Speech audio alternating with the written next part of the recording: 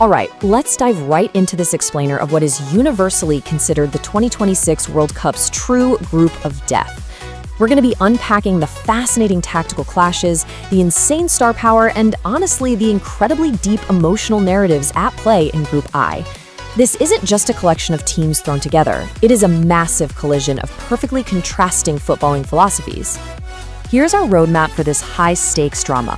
First, we'll look at the group of death format itself. Then we break down France, Senegal, Norway, and Iraq, before wrapping it all up with our knockout predictions. Now, before we meet the teams, we really have to understand the new tournament format. The 2026 World Cup is expanding to a record 48 teams. Why does that matter? Well, it gives a huge lifeline to third-place finishers, meaning even a third-place finish in a brutal group like this one could actually still guarantee survival. But here's the kicker, the new tiebreaker rule. If teams are level on points, direct match results now take priority over overall goal difference. That is a total game changer. It makes every single match and every single head-to-head result an absolute do-or-die scenario in a group this tightly packed. There is zero room for error. To give you an idea of the sheer caliber of this group, let's start with team number 1, France.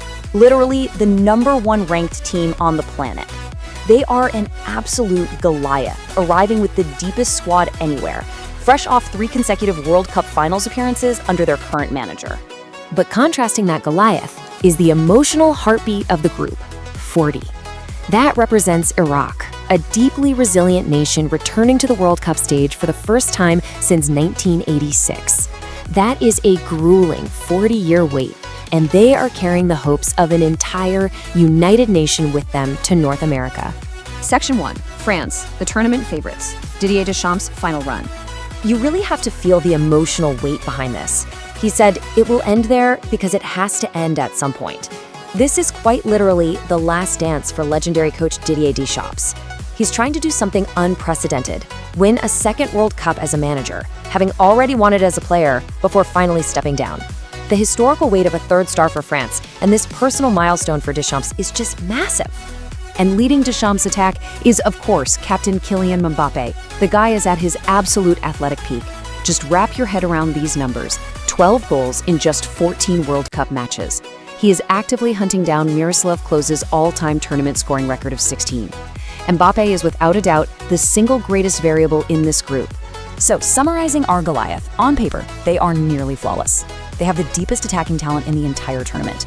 Deschamps utilizes a very pragmatic, balanced system to set up devastating counterattacks that few teams can survive. Honestly, their biggest challenge might simply be chemistry, finding the right balance with so many world-class forwards all fighting for minutes, and making sure their defense stays focused without some of the veteran leadership from past tournaments.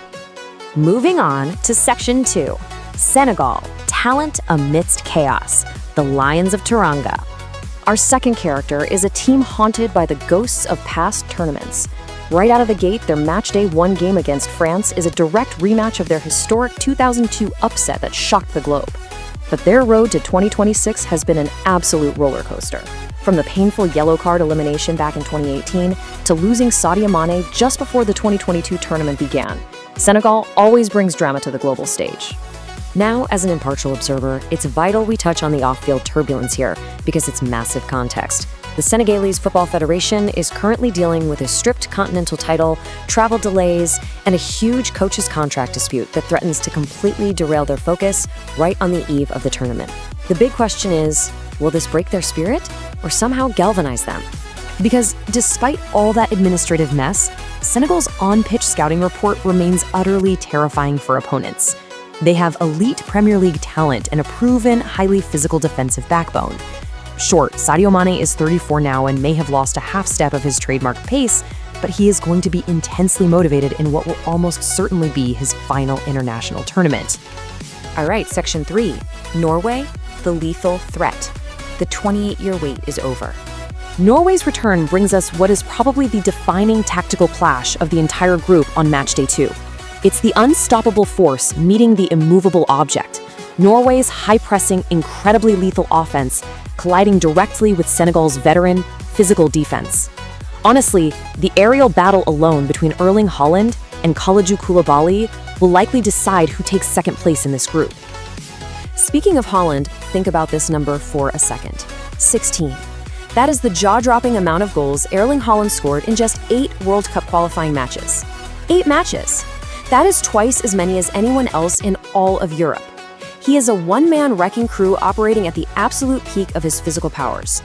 Summarizing Norway, they easily possess the second most dangerous attack in the group. They cruised in with a perfect 8-0 qualifying record. But their fatal flaw is an extreme over-reliance on Haaland and their captain, Martin Ødegaard. If either of those two pick up a knock or an injury, Norway's World Cup dreams could vanish instantly. Section 4. Iraq. 40 years waiting. The heartbeat of Group I. Iraq had to survive some incredibly grueling playoffs to bring the hopes of a nation here. And their coach, Graham Arnold, has instilled phenomenal discipline to protect that dream. He actually went as far as banning his players entirely from social media. He said it himself, "I've banned them, and we haven't lost a game." He did it to forge a mentally unbreakable team and shield them from the immense national pressure, and it resulted in a historic qualification. Tactically, Iraq knows exactly who they are. They are highly self-aware. They know they will be heavily on the back foot against France and Norway, so they rely on a compact, deeply disciplined mid-block.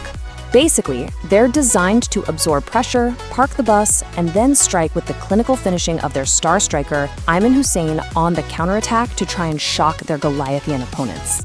While their scouting report shows immense heart, exceptional tactical discipline, and some real talent in the midfield, the reality check is stark. They are ranked 57th globally, meaning they face a severe class gap. Relying on domestic league defenders to stop players like Kylian Mbappé and Erling Haaland, that is an unbelievably tall order. Section 5. Predictions and knockout stakes. Who tops Group I? So, bringing all 4 of these incredible storylines together, here is how the group is projected to unfold based on all the analysis. France's overwhelming depth makes them the clear, heavy favorites to take first place with 9 points. Norway's sheer firepower up front probably just edges out Senegal for second. Senegal likely finishes third, fighting hard for one of those wildcard spots based on goal differential, while Iraq puts up a valiant fight but ultimately exits in fourth. But as we wrap up this explainer, remember, the true beauty of Group I, its sheer unpredictability. Football isn't played on paper, right? Will the off-field chaos completely destroy Senegal's chances, or will Haaland's heroics finally end decades of Norwegian heartbreak? We are all left wondering exactly which of these fascinating characters will actually survive the ultimate group of death. Thanks for joining me today, and definitely keep your eyes on Group I.